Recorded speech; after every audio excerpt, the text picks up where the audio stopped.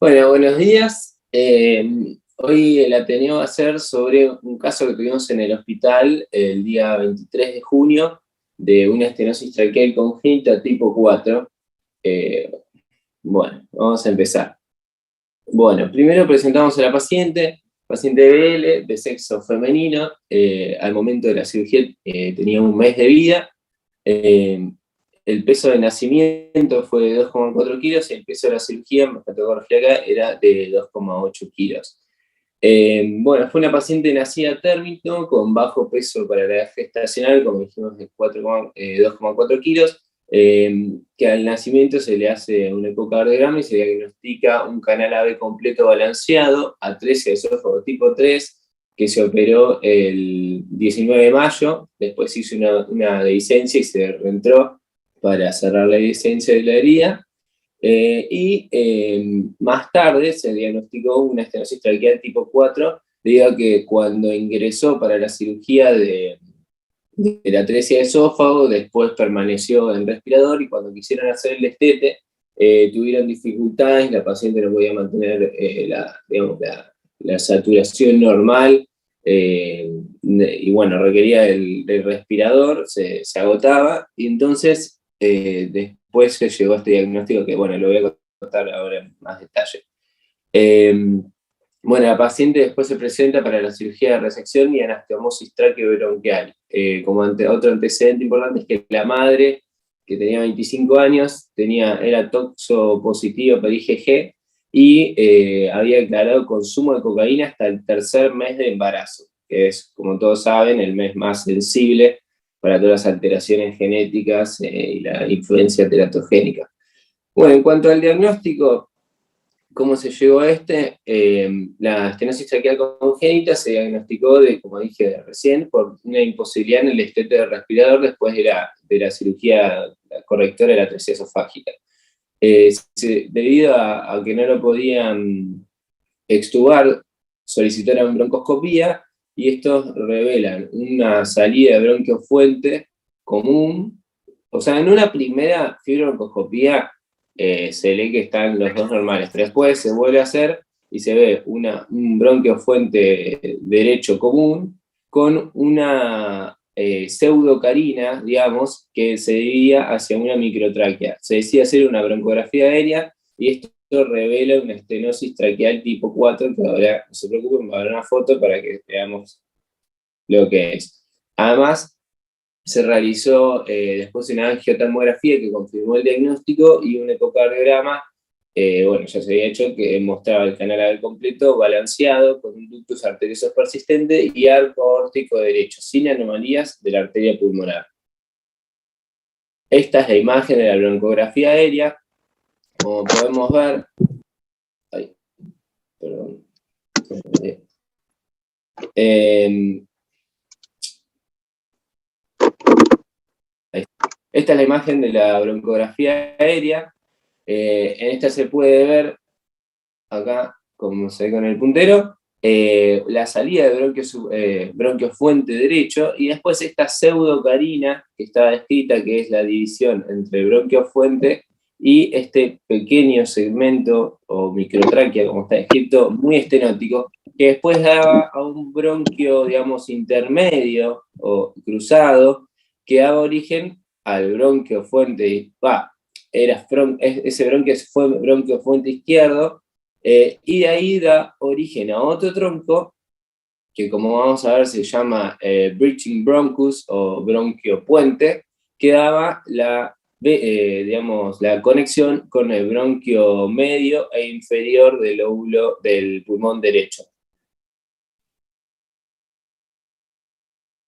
Esta es la angiotomografía. En esta imagen se puede ver de una manera muchísimo más clara, que es el diagnóstico que se usa ahora de referencia a nivel, que se usa ahora vamos a ver que hay muy pocos casos, que se usa generalmente a nivel internacional.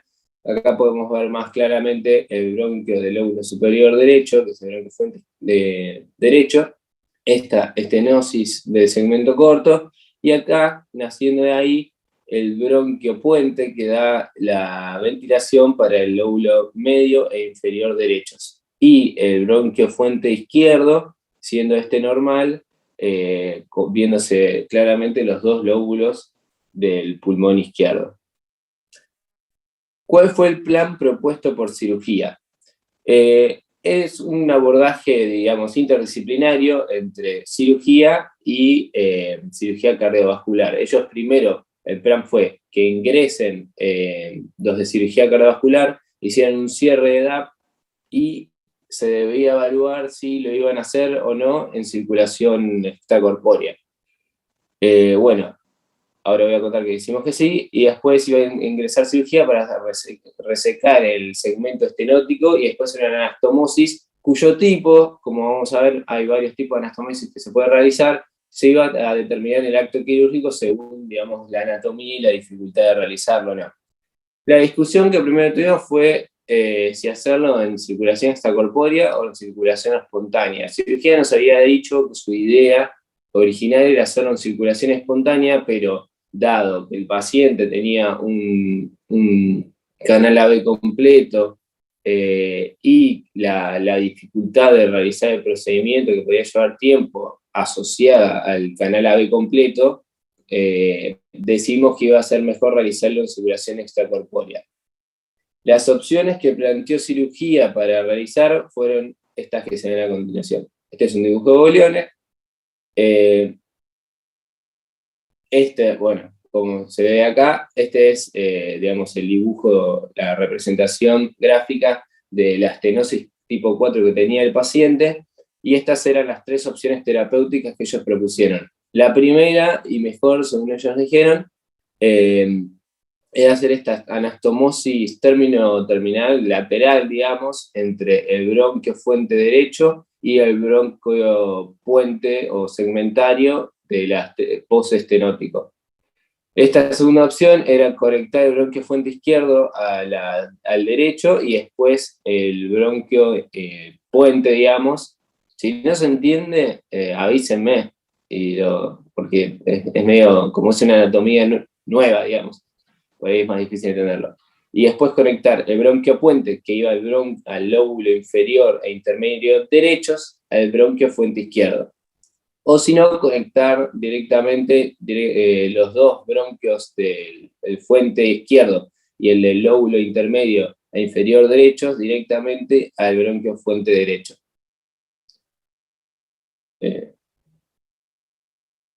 Bueno, en cuanto a nosotros, el plan anestésico. Cuando llegó el paciente, como dije, pesaba 2,8 kilos, estaba intubado con un tubo endotraqueal 3 sin balón, ventilada mecánicamente con modo mandatorio por presión, no por volumen. Y bueno, tenía una presión inspiratoria de 16 centímetros de agua con una frecuencia de 28, PIB de 5, un tiempo inspiratorio de 0,6 y con FIO de 32 saturado de 97 aire ambiente. La verdad que está bastante bien para todo lo que tenía. No estaba con soporte vasopresor, estaba con un PHP basal a 8,4 mililitros y tenía como accesos vasculares un PIC en miembro superior derecho y un 24 en la mano izquierda. Para la inducción nosotros, bueno, después de colocar los monitores, utilizamos Seborane y fentanilo a 3 gamas kilo, y le hicimos 0,2 miligramos de curonio, 0,2 miligramos kilo de BQ. En cuanto a los accesos vasculares, nosotros le agregamos con ecógrafo una vía central femoral con un catéter Arrow 4 French por 13 y una TAM femoral con un Arrow 22G, el set de Arrow, también ecoguiada. Y le hicimos un bloqueo paravertebral de abordaje oblicuo, de forma bilateral, a nivel de T4 y T5, también ecoguiado, con bupivacaína a 0,4 mililitros kilo por lado, o sea, 1 mililitro por lado le hicimos.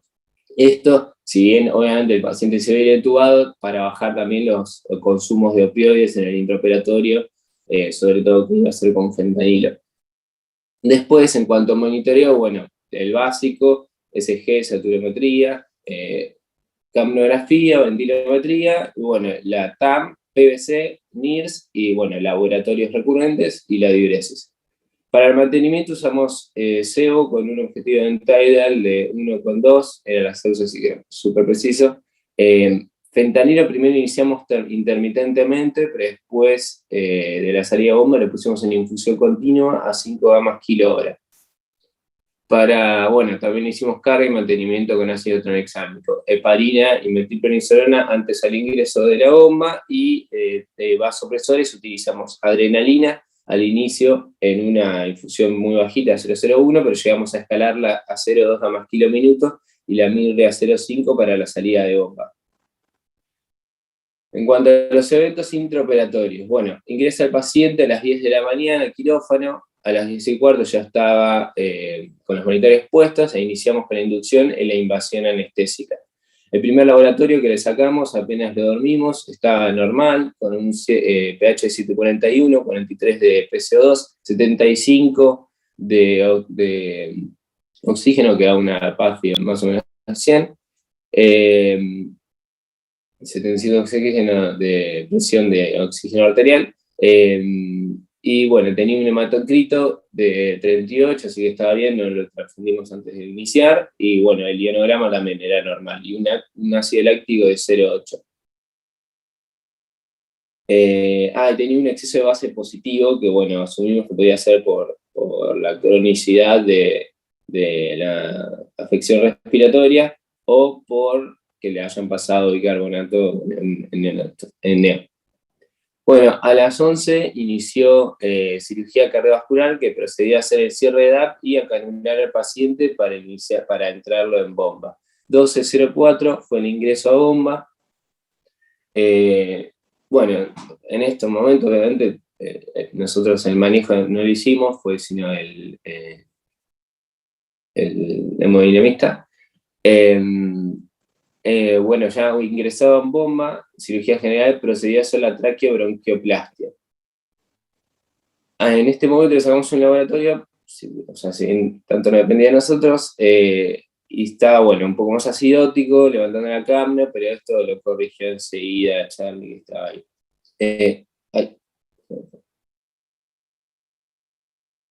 Ahí está. Bueno, esta es en el momento quirúrgico, cuando disecó cirugía general la tráquea, ahí se puede ver. Esta es la salida desde del bronquio intermedio que se veía. Es lo único que se puede ver en esta foto, y en las otras es lo mismo, por eso no habría más. Y finalmente, cirugía general pudo hacer este procedimiento, que fue una anastomosis término-terminal lateral de forma oval, o sea, resecaron un óvalo en los dos segmentos, tanto del bronquio fuente principal y del bronquio intermedio o del bronquio puente, eliminaron el segmento estenótico y reanastomosaron.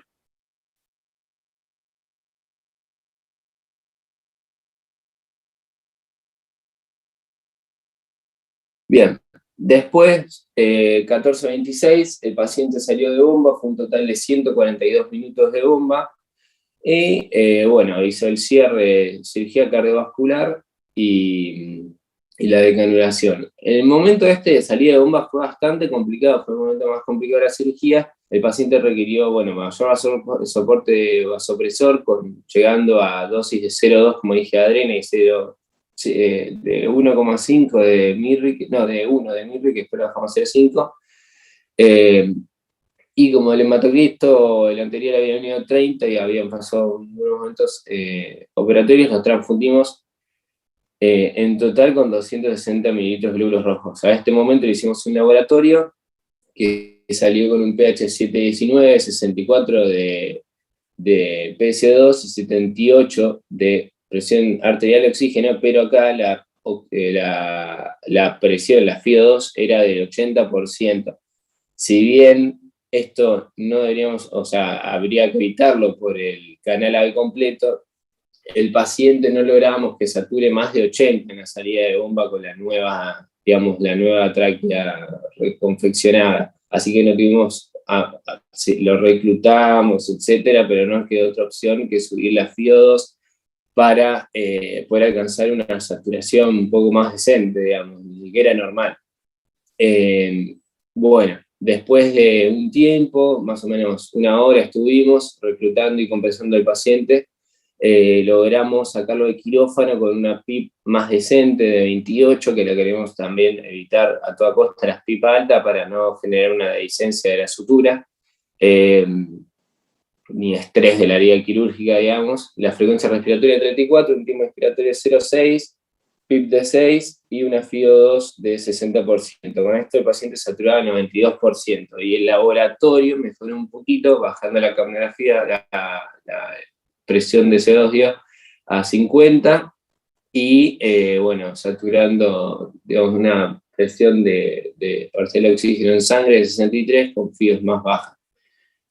Bueno, el hematocrito de 41 y el bionorama normal, con un ascenso láctico progresivo llegando a un máximo de 2,7 en la cirugía.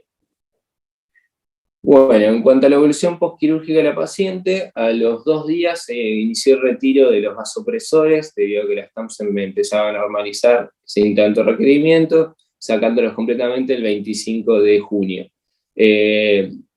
Los descensos, bueno, se logró un descenso progresivo en las presiones ventilatorias, excepto en un momento donde la paciente hace una semana desarrolló una neumonía asociada al respirador con derrame pleural izquierdo, que se trató con vancomicina y meropenem. Después esta resolvió, actualmente conserva todavía el derrame pleural, pero con cultivos negativos, y está ventilada en modo mandatorio por volumen, con 6 litros kilo. Con esto tiene una presión de 22 centímetros de agua, PIP de 6, una frecuencia respiratoria de 30, tiempo inspiratorio de 0,5, FIO2 de 30, y con esto satura 94%. O sea, mejoró mucho, se acomodó bastante. Si bien vamos ya casi 3 semanas en ventilador, bueno, se tiene una mejoría al menos progresiva. Está compensada hemodinámicamente sin soporte vasopresor, hepatomegalia, obviamente por el canal AB, y está en tratamiento con furosemida y esperinolactona, o sea, esto no relacionado con la cirugía tráquea, sino con la cardiopatía congénita. El lunes se le hizo una traqueostomía, y bueno, todavía continúa bajo seguimiento y en evolución por cirugía general. Bueno, ahora empezamos con la revisión bibliográfica. Primero vamos a hablar un poquito brevemente de estenosis traqueal congénita. ¿Qué es? Es una estrechez del lumen traqueal, que normalmente en recién nacidos es de 6 milímetros, que se caracteriza por tener anillos traqueales completos. No siempre tiene anillos traqueales completos, como vamos a ver en la clasificación, porque puede ser, muchas veces está asociada a compresión extrínseca de la vía aérea. De hecho, una de las causas más frecuentes es el sling de la arteria pulmonar izquierda, que esto es, como se puede ver en estas fotitos, si las ven bien, es cuando la arteria pulmonar izquierda nace de la arteria pulmonar derecha, y lo que hace es rodear el bronquio fuente derecho, pasar por atrás de la tráquea e ir hacia el ilio pulmonar izquierdo. Pero al hacer esto, en el nacimiento genera una compresión extrínseca continua del árbol traqueobronquial, generando posteriormente su estenosis. Bueno, esta es la clasificación que ahora la voy a explicar, pero acá la ponen en todas porque es bastante común. En algunos, o sea, muchas veces está asociada a anillos traqueales completos, pero otras veces puede aparecer sin anillos traqueales completos, o al menos no en todo su segmento. Pero después los anillos traqueales completos pueden ser en sí mismos una causa de estenosis. Bueno, tiene una incidencia más o menos de 1 cada 60.000 nacidos vivos, y una mortalidad variable, que según los estudios puede llegar hasta el 50% según digamos, la estadística individual de los estudios. Como son patologías tan raras, las estadísticas son muy poco fiables y varían muchísimo entre una institución y otra, o entre un review y otro, debido a los N tan chicos de los estudios. La estenosis traqueal congénita casi siempre, frecuentemente, está asociada a anomalías congénitas asociadas, muchas veces cardiovasculares, como dije recién, el sling de la arteria pulmonar, siendo el más frecuente, pero también con otros como defectos septales, ventrículo único, bueno, de todo. También está muy asociada a anomalías respiratorias, muchas veces se acompaña de agenesia, o incluso, de hipoplasia, o incluso agenesia de los lóbulos distales a los árboles bronquiales afectados. También está muy asociada, y esto es muy importante por nuestro caso, a alteraciones del árbol traqueal, siendo la más frecuente el tracheal bronchus, o bronquio traqueal, que es cuando el bronquio del lóbulo superior nace directamente de la tráquea, diferenciándose del bridging bronchus, que es lo que tenía nuestro paciente, que cuando, o sea, en el primero, en el bronquio traqueal, desde acá tenemos una, por ejemplo, desde proximal a una altura más elevada que la carina normal, o sea, por encima de T4, T5, nace directamente de la tráquea un bronquio del lóbulo superior derecho. También se le llama pulmón de cerdo, porque los cerdos tienen esto.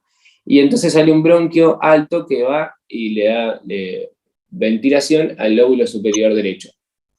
Y después se divide normalmente la tráquea bronquiofuente derecho y bronquiofuente izquierdo. Sin embargo, el bridging bronchus, que es el que se da en la estenosis traqueal tipo 4, el bronquio que sale primero de la, digamos, de la estenosis es el bronquio fuente, y después hay un bronquio que nace del bronquio fuente izquierdo, que cruza el mediastino y le va a dar la conexión al lóbulo inferior e intermedios, o solo el inferior, del lóbulo pulmón derecho. O sea, la diferencia es que este es un bronquio alto que da ventilación al lóbulo superior derecho, y el bronquio puente es un bronquio que sale del fuente izquierdo, cruzando el mediastino para ventilar las partes bajas del pulmón derecho. Otra cosa importante es que el bronquio puente está más generalmente asociado a estenosis, porque esto puede pasar sin estenosis. El bronquio puente originalmente fue descrito por González Clusi en el año 76, y o sea, la descripción que hizo él fue cadavérica, un paciente que se les murió, después hizo la autopsia y observó esto, pero el bronquio puente ese no era estenótico. Sin embargo, generalmente sí se asocia a estenosis. Y después, bueno, los pacientes también están muchas veces asociados a anomalías gastrointestinales. Lo más común es ano imperforado, pero bueno, en nuestro caso fue una atresia esofágica. La estenosis traqueal se puede presentar en tres formas. Puede ser asintomática y no descubrirse nunca, o puede ser una presentación con síntomas tardíos, por ejemplo, a los varios meses o años de vida, cuando al paciente se le agrega una infección o una reacción alérgica que genera edema y reducción de los diámetros de la vía aérea, que conjunto a la estenosis terminan generando estridor generalmente difásico o hipoxia o cosas más graves. Y la tercera forma que fue, digamos, no en nuestro caso fue un síntoma asociado, pero otra forma de presentación podría ser directamente con tristeza respiratoria en el neonato, con causa directa por la estenosis. Y después otra forma diagnóstica también es a veces una vía aérea dificultosa e inadvertida. Esto generalmente se da en los casos, por ejemplo, como la estenosis tipo 1, donde la estenosis es alta, entonces al realizar la intubación no pueden poner el tubo, no les entra ningún tubo y ahí se dan cuenta que tiene una estenosis. Esto es algo complicado también porque por los intentos de intubación después puede generar edema y complicar la estenosis. Así que lo que se recomienda por lo general en los estudios es que ante un intento y ver dificultosa de no poder pasar el tubo, suena más que la alergia, ¿no? Igual uno que se va a imaginar que tiene esto en su paciente. Bueno, después la clasificación, tenemos dos tipos de clasificaciones. Una según las anomalías que la generan, que pueden ser mediastinales o estructurales. A su vez las mediastinales pueden ser extrínsecas, las mediastinales son extrínsecas todas, y las estructurales son propias de la formación del chico, siendo la más común la estenosis, como dije, por anillos completos. Y de las mediastinales, las más comunes son las vasculares, como dije, la del sling de la arteria pulmonar. En cuanto a los tipos, la tipo 1 es una estenosis funerar, se llama, que es un túnel, que es toda igual en sus segmentos. Después tenemos la tipo 2, donde hace una estenosis progresiva, estrechándose más en el segmento distal de la tráquea. Y después la tipo 3 es una estenosis tipo reloj de arena, que es distal y solo en el segmento distal, puede estar asociado, ¿no?, a un bronquio del lóbulo superior derecho. Y después la tipo 4 que es la estenosis traqueal asociada, como dijimos recién, a bronquio puente, donde está este bronquio fuente derecho y después este bronquio, que es finito y es el lóbulo superior, el bronquio fuente izquierdo, y va a dar después al bronquio puente para las partes bajas del pulmón derecho. El diagnóstico se hace, el gold standard es la broncoscopía, pero ahora todos usan la angiotomografía con contraste, porque es un estudio rápido que permite ver, como vimos recién, la vía aérea con mucha facilidad, además de las malformaciones vasculares asociadas que suelen tener casi todos estos pacientes. El tratamiento varía. En los casos descritos, acuérdense que estamos hablando ahora de estenosis traqueal congénita y no específicamente de tráquea bronchus, que después lo vamos a abordar más específicamente, que es el branquia bronchus, que es nuestro paciente. Pero bueno, en la estenosis traqueal congénita, por lo descrito, generalmente no tiene síntomas y no se manifiesta de forma temprana si la estenosis es menor al 40%, pero si hay una estenosis mayor al 40%, falla respiratoria o falla en extubación o infección asociada que genera falla respiratoria, sí se propone tratamiento quirúrgico. Las opciones quirúrgicas varían, puede ser, bueno, la slide, la traqueoplastia slide, que esto es cuando, bueno, después muestro una foto, y una anastomosis término-terminal. Esto va a depender del largo de la estenosis. Generalmente cuando es menor a 1,5 centímetros se hace la término-terminal, y si es mayor, la slide tracheoplasty. La mortalidad para tratamiento conservador, o sea, no hacer nada, es del 5%, pero bueno, esto es porque son casos más leves. Y la mortalidad general es del 5 a 20% con slide. Sin embargo, la mortalidad está muy relacionada a las cardiopatías asociadas, obviamente, y en algunos reportes de casos llega al 70% o 100%, en los primeros igual. Esto fue disminuyendo rápidamente a medida que pasaba el tiempo y se mejoraron las técnicas quirúrgicas. Las complicaciones más comunes posoperatorias son la falla respiratoria clónica, que está asociada al mismatch bronquial. Esta es cuando hay mucha diferencia entre el diámetro del bronquio estenótico y el bronquio o tráquea normal. La reestenosis, la traqueobroncomalacia por la manipulación, sutura de la vía aérea, generalmente pueden quedar las paredes débiles, por eso se hace un chequeo con fibrobroncoscopía previo, o broncoscopía después de la salida de bomba, previo a retiro de cirugía general, después de la corrección, y también es muy común que tengan infecciones recurrentes. Y las complicaciones posoperatorias no están relacionadas a largo de la severidad de la estenosis, sino de digamos, de las infecciones sobreagregadas, las granulomas de la sutura que pueden hacer después, tampoco está relacionado tanto a la cirugía en sí, sino es aleatorio. Bueno, este es el primer caso. Bueno, en cuanto a la revisión bibliográfica, voy a anticipar que, como es una patología tan rara, no hay muchos reportes de anestesia en sí. La mayoría de los reportes son, o la descripción de técnicas, o varios casos son de cirugía general. Encontré un par de anestesia que después le voy a poner, pero no son la gran cosa. Lo que quería decir es que me olvidé de decir, es muy importante, es que del bronquio puente hay pero muy pocos casos. O sea, al último review que encontré, había visto un total de 42 casos a nivel mundial histórico de bronquio puente. Así que se pueden imaginar que la bibliografía es muy acotada y se restringe casi toda a reportes de casos, y no tanto review analíticos. Bueno, este paper es de Hermes Grillo, que fue el que describió por primera vez la técnica por primera vez no, que fue el que utilizó a mayor escala, por primera vez la técnica de slide traqueobronquial. A ver si está la foto. Así.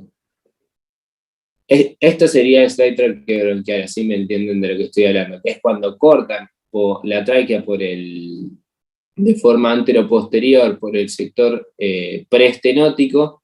Entonces y después hacen el mismo corte en la zona estenótica y después suturan de forma anteroposterior o lateral según el abordaje, parte del bronquio con parte de la tráquea. Y esto lo que permite es, si bien acorta el árbol, que esto no genera tanto cambio, digamos, suma las dos paredes, entonces acorta la mitad de la tráquea y aumenta por 4 el radio. Y esto, como dije recién, fue descrito acá por Grillo. Bueno, este es un reporte de casos que hicieron ellos, de 11 casos que tuvieron hasta el año 2002 de estenosis traqueal congénita, y en estos solo tuvieron un caso de un paciente de 7 meses con un lóbulo superior para el lóbulo derecho y bronquio puente. Lo que vamos a ver principalmente es cómo cada uno lo resolvió, si usaron SEC o si lo hicieron en circulación espontánea o no, y los resultados que tuvieron. Bueno, en este caso sí usaron bomba extracorpórea, porque ellos hicieron slide, y el slide casi siempre requiere la bomba extracorpórea. Se hizo, bueno, la resección de anastomosis, en este caso, perdón, no hicieron slide, hicieron resección oval y anastomosis, que fue lo mismo que hizo Bolioni en nuestra cirugía. El paciente estuvo 10 días en el postoperatorio con CPAP, el día 13 ya fue el egreso postoperatorio. Hicieron un follow-up de 3 años y medio, el paciente tuvo un granuloma que requirió exéresis por broncoscopía y después anduvo bien. Esto es lo que hicieron ellos, y pongo esta foto porque es exactamente lo que hicieron en nuestra cirugía. Como dije, bronquio fuente para el lóbulo superior derecho, bronquio fuente izquierdo, puente bronquial, ¿sí? Que va al lóbulo inferior derecho y al lóbulo intermedio derecho. Entonces, hice una resección del segmento estenótico, acá y acá, y después anastomosis lateral de forma, digamos, una ventana oval le queda cuando hacen la sección. Después, bueno, este es un reporte de casos que se hizo, un review de casos que se hizo en el hospital de Shanghái en China, que tuvieron 24 casos de estenosis traqueal, desde 2007 a 2014, y 4 de ellos estuvieron asociados a Breathing Bronchus o bronquio puente, que es el nuestro, y 4 a tracheal bronchus. En estos casos todos los hicieron con SEC. Ellos lo que proponen, y lo que hicieron en todos los casos, es lo entran en bomba y arreglan, sea que sea la cardiopatía que tiene, se la arreglan en el momento. Y después, el mismo acto quirúrgico, a continuación cirugía entra y hace la reconstrucción traqueal. Ellos hicieron término terminal si era menor a 1,5 el largo de la estenosis, y slide traqueobronquial si era mayor a 1,5. Y después, esto los que agregan es que en el postoperatorio hicieron, digamos, PAF con budesonide cada 8 horas con 204 gamas de budesonide para, digamos, descongestionar y desinflamar la región de la sutura. El tiempo de bomba tuvo desde 50 a 200 minutos, o sea que nosotros tuvimos 142 minutos, así que estamos, digamos, en un promedio, está bien, sobre todo para ser el primer caso. Después estuvieron un promedio de 20 días en terapia y tuvieron 2 muertes de este total de 24 casos.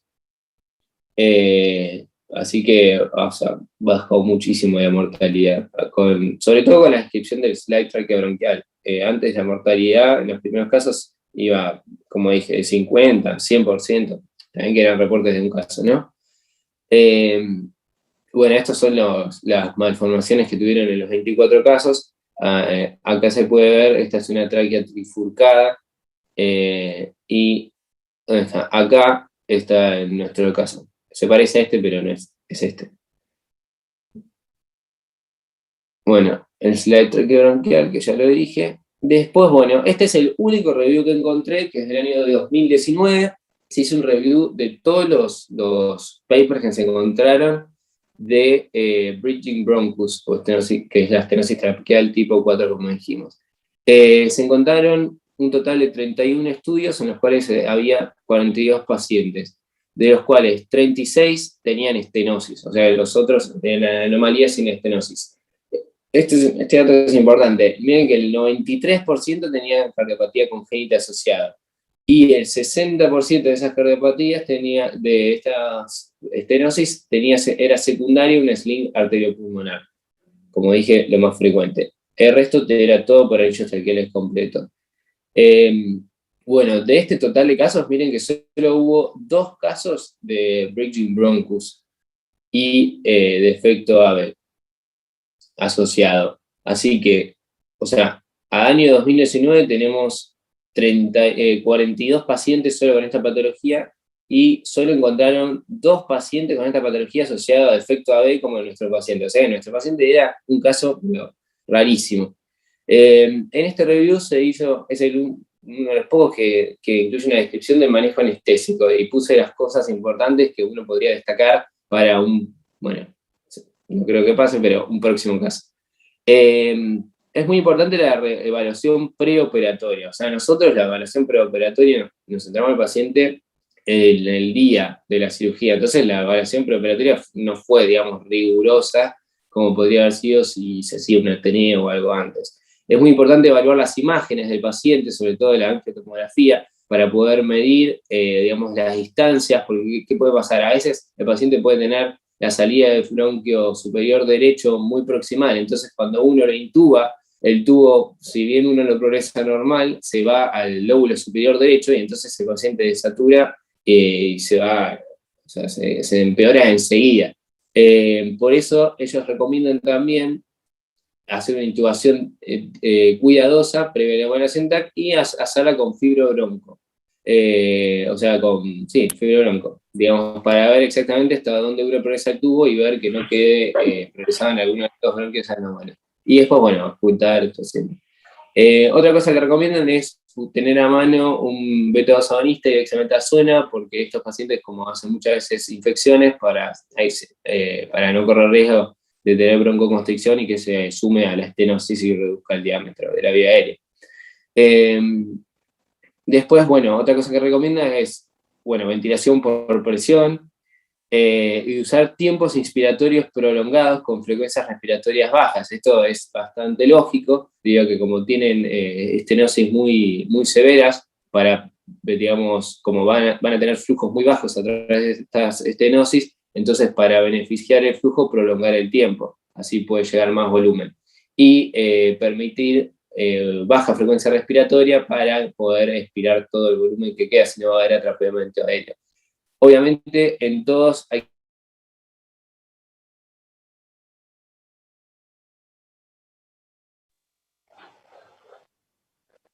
Eric, no te escuchamos ahora.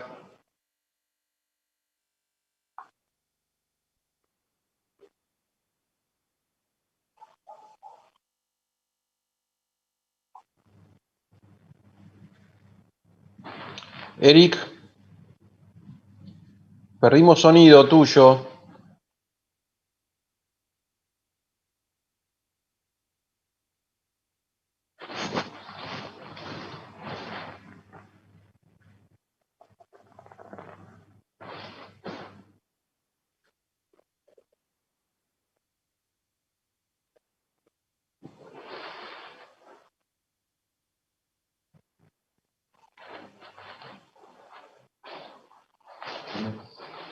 Hola, Eric.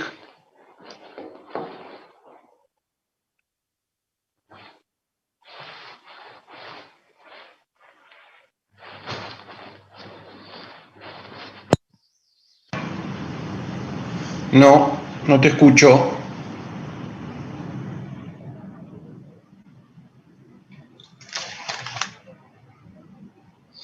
No sé si soy yo o nadie te escucha.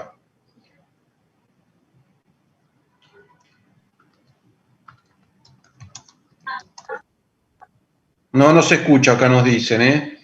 No, no se escucha. No, no se escucha, acá en la sala no escuchamos.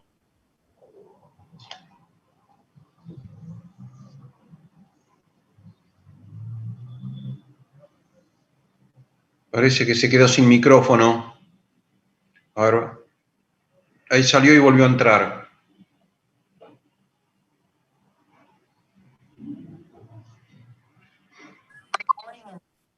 No sé qué pasó. ¿Ahora me escuchan? Sí, ahora sí. ¿Hasta dónde se escuchó? Estabas haciendo esa revisión de 32 Okay. pacientes, o 41. Recording stopped.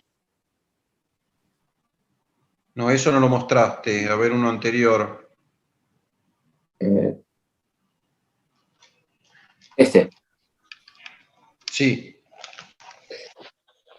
Bueno, no sé hasta dónde escucharon.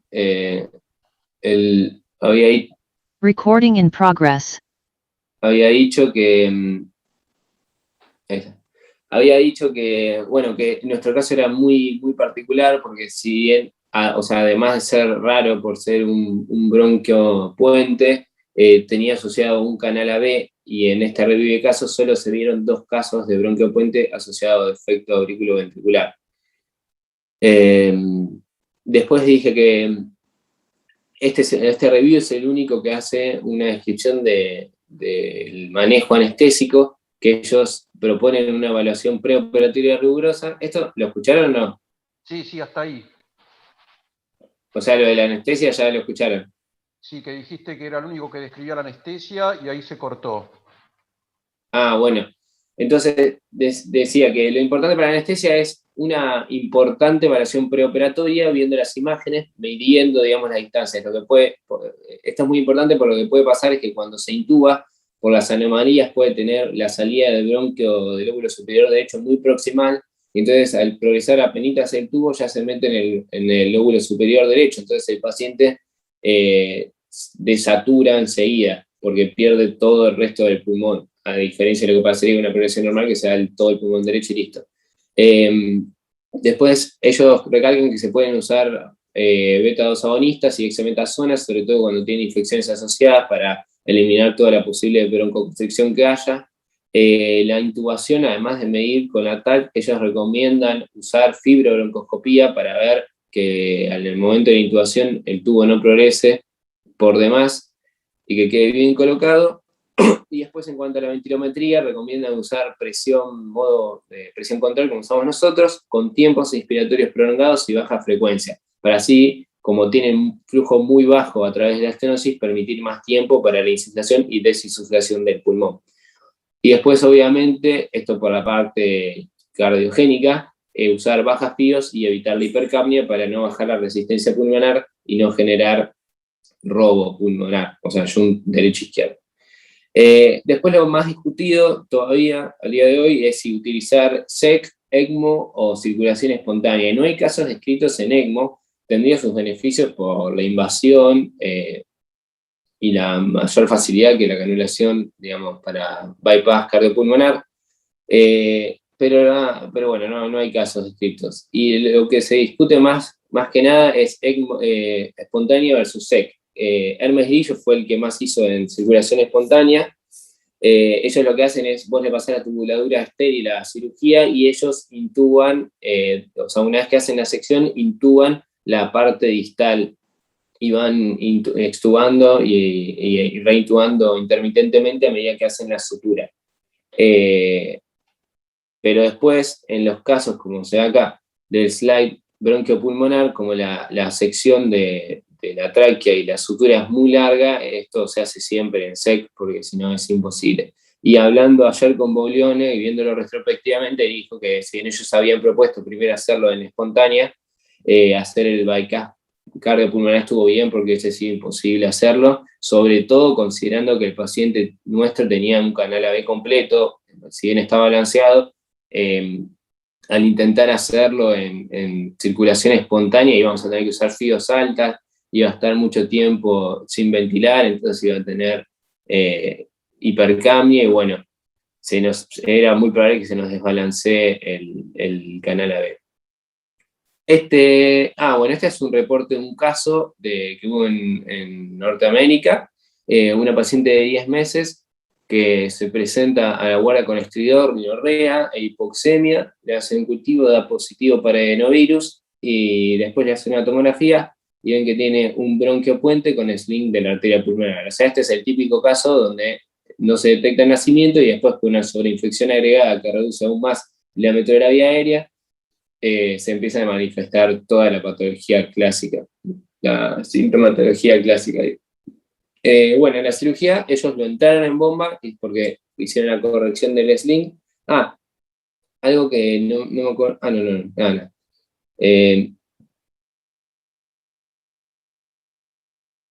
Bueno, decía que ellos lo entraron en bomba, al igual que los chinos, hicieron la corrección de la patología cardiovascular y después le hicieron un slide traqueobronquial.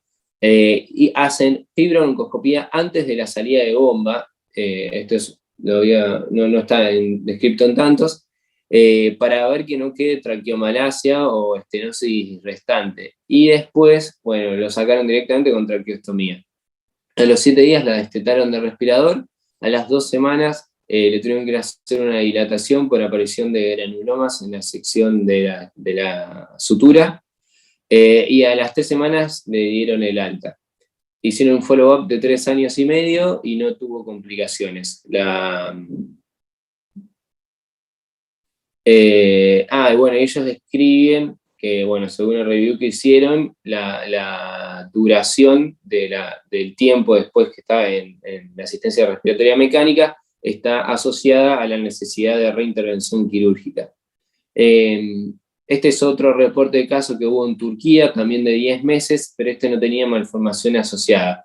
Dado que no tenía malformación vascular asociada, lo hicieron, y que el segmento estenótico era corto, le hicieron en circulación espontánea, como describí recién. O sea, acá se ve, esto, si bien parece la cánula de la cava, es el tubo endotraqueal puesto en el bronquio fuente izquierdo. Entonces hicieron ventilación unipulmonar durante este tiempo, iban sacando el tubo, suturaban y lo volvían a meter. Es así. Como se ve en la imagen, es muy parecida a nuestro caso.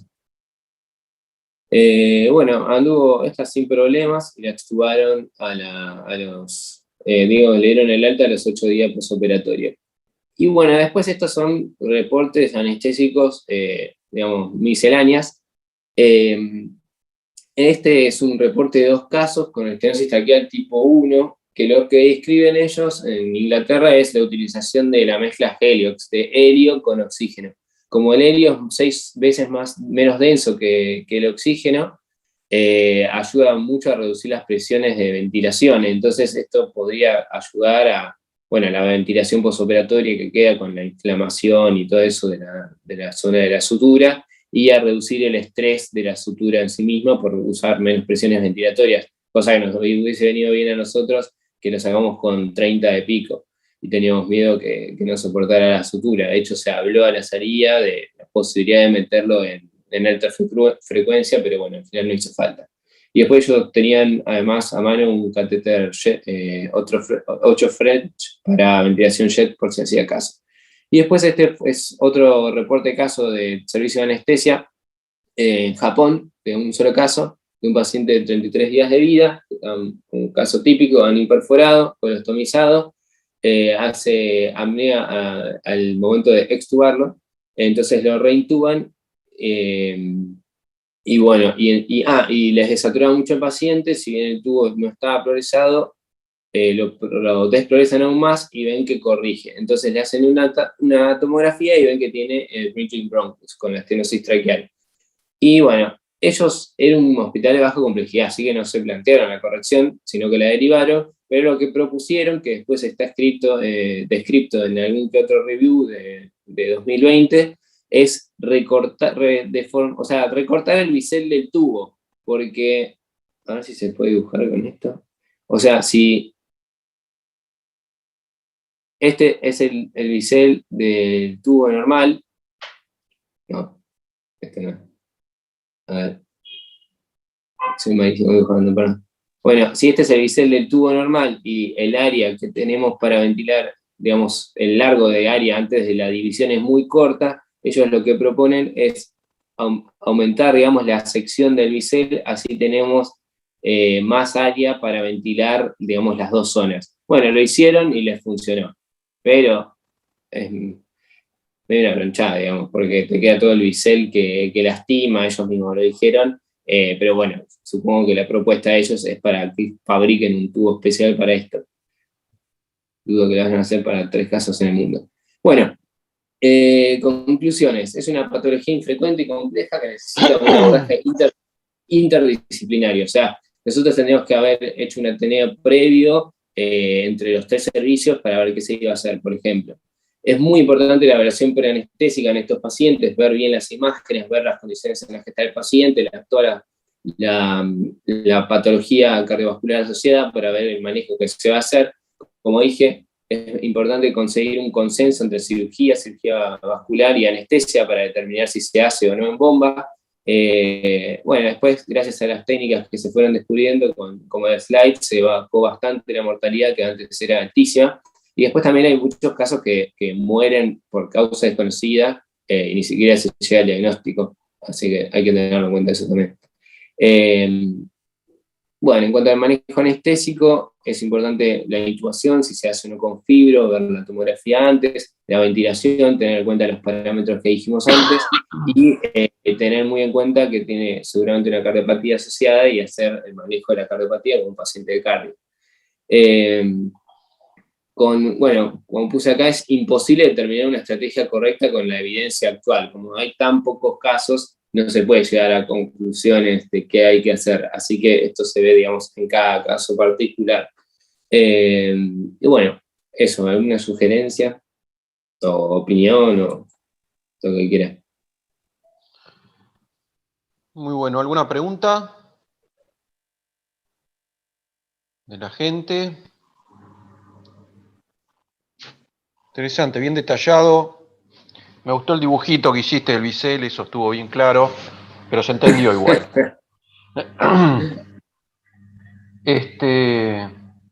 No hay preguntas, parece que se entendió bien y la verdad que no, difícil de opinar diferente con tan pocos casos y que si uno hubiese hecho otra cosa, la verdad que no sé. Tal vez manejar mejor la parte cardiovascular, hacer algún cerclaje por las dudas en el intraquirúrgico después del cierre del ductus, pero son todas suposiciones. Sí, o sea, estaba balanceado.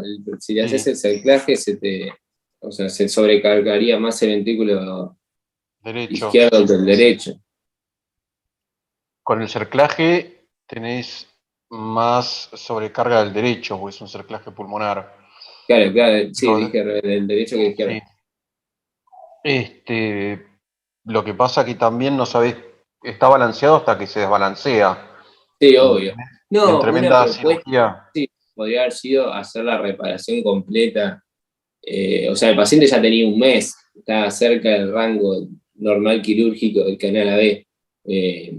No sé si se podría haber hecho la reparación y todo en una movida. Sí. Yo lo que vi en la serie esta china, que tardaban casi lo mismo, 200 minutos, pero le hacían, en todo ese tiempo, incluían la reparación cardíaca, cosa que nosotros no. Claro, sí. Y Sí. el otro tema porque eso era de 2015, y el otro tema que está saliendo a la luz ahora son los tiempos de bomba y los tiempos de clampeos, que si bien el chico sale vivo, porque antes lo que se tomaba era la tasa de mortalidad, no le hacían todas las evaluaciones a mediano y largo plazo neurocognitivas, que es lo que te destroza la anestesia y la bomba, y las bombas largas. Entonces vos en una de esas, estos chicos, tratamos de solucionar las dos cosas al mismo tiempo, hasta 4 o 5 horas en bomba, pero después lo tenés que regar más o menos. Sí, obvio. ¿No? Recording stopped. Todos me entienden, pero bueno, estaba muy bueno, muy bien presentado, se entendió perfecto. Nunca habíamos visto, yo por lo menos nunca había visto un caso de estos en el hospital y la verdad, muy bueno. No hay preguntas, no hay chat, así que bueno, chicos, vamos a laburar. Nos vemos la próxima. Y muchas gracias, Eric. Nos vemos. Dale, de nada. Hasta luego.